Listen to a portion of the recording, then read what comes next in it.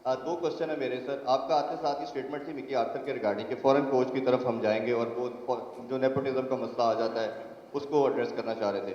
अभी उसका क्या वे फॉरवर्ड है? और दूसरा, एक स्पेकुलेशन हमने सुनी काफी सीरीज के बाद, इंग्लैंड और न्यूजीलैंड के बाद, कि शायद तीन हमारे कैप्टन भी हो सकते हैं, तीनों फॉर्मेट के डिफरेंट। तो आपने दोनों दो को तीन कैसे? सवाल एक ही सवाल में कर दिए, एक एक करके करें। चले कोचेस का पहले आप बता कौन दें। सा इसमें से एक सेलेक्ट कर लें कोई। कोच का पहले बता देंगे, कोच नहीं, क्या पर देखते बाकी हैं। फिर सवाल औरों के लिए छोड़ ठीक दें। ठीक है सर, नहीं, कोच का बता। अच्छा, कोच की बात।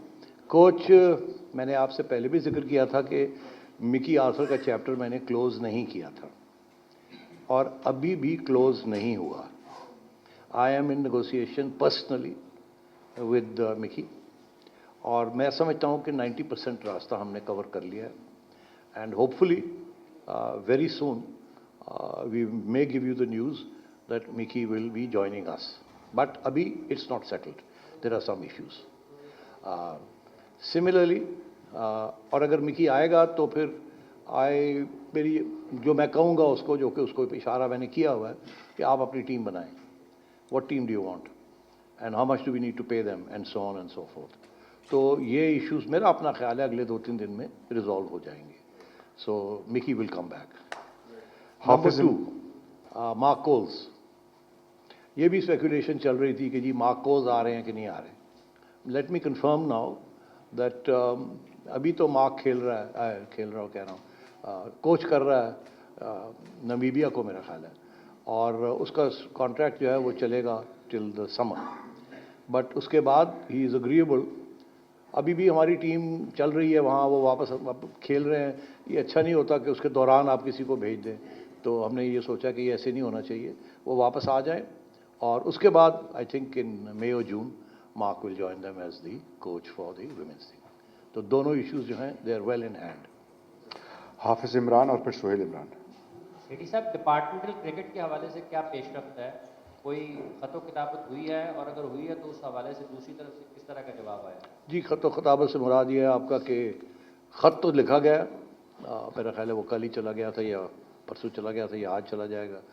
ख़त चला गया है, चला जाएगा सारी डिपार्टमेंट्स को, जिसमें हमने उनको कहा है कि तैयारी करें, अपनी टीम अपनी डिपार्टमेंट्स को रिस्टोर करें और जल्दी करें इतने टाइम पीरियड के अंदर। और हमारी कोई मदद की ज़रूरत है या कोई हेल्प की ज़रूरत है तो हमें बताएं, we are ready to help you. But हमारी तरफ से ऑफिशियली अब we have notified the departments कि please get your teams ready. अब एक आध से तो हमें बड़ी पॉजिटिव खबर आई है कि जी आपके पहले ही हमने शुरू कर दिया काम, आपके ख़त से आने से पहले ही। एक आध ने इनडायरेक्टली इंडिकेट किया है कि शायद हम इंटरेस्टेड नहीं होंगे अब। बहरहाल hopefully we should have more news in the next week और टू। अगर ज़रूरत पड़ी तो मैं खुद जाके the heads of these organisation में खुद मिल लूँगा उनको। और आपका क्या सवाल था? जी, जब सर मैं पूछना चाहूँगा, पाकिस्तान टीम की जो अगली इंटरनेशनल एक्टिविटी है वो न्यूजीलैंड के खिलाफ मैचेस हैं, 10 T20 मैचेस, तो किस हद तक इस बारे में बताइएगा कि इंटैक्ट है वो सीरीज? सीरीज तो इंटैक्ट है, कोई ऐसा मुझे मेरे सामने तो कोई इशू नहीं आया कोई।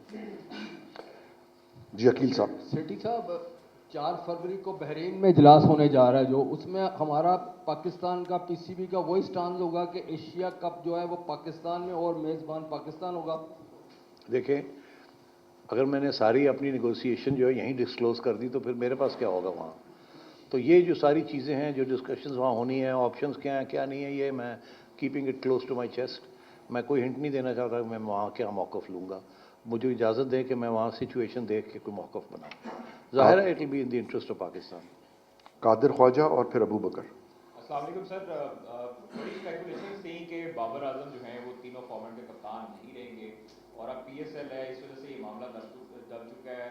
अचानक जो है वो बाबर आजम का भी आया सुनने में कि शान मसूद को नायब कप्तान बना दिया जाता है, और शाहिद अफरीदी भी बोलते हैं ऑन कैमरा कि मेरी कंसर्न के बगैर भी नहीं है, मुझे भी नहीं पता था इस फैसले का। तो आप बाबर आजम का सर मुस्तकबिल थोड़ा बताइएगा, शान मसूद को किस हवाले से नायब कप्तान बनाया गया, ये भी थोड़ा बताइए। देखिए, कॉन्स्टिट्यूशन के तहत captain, vice captain, chief selector ये मेरा अपॉइंटमेंट है। ज़ाहिर है मैं बहुत से लोगों को कंसल्ट करता हूँ, आप लोगों में भी बहुत से लोग हैं जिनको मैं कंसल्ट करता हूँ। किसी को डायरेक्टली करता हूँ, किसी की मैं आपकी व्यूज़ सुनता हूँ, तो फिर जाके कोई फ़ैसला करते हैं। तो ज़ाहिर है उसके ऐसे नहीं होता कि आर्बिट्ररी किसी को लगा दिया ये।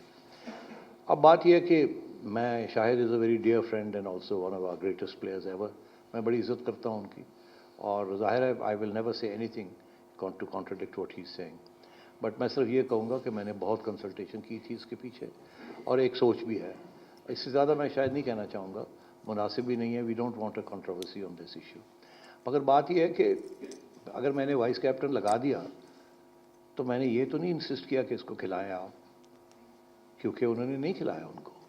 सही है ना, नहीं खिलाया उन्होंने, तो इट्स ओके।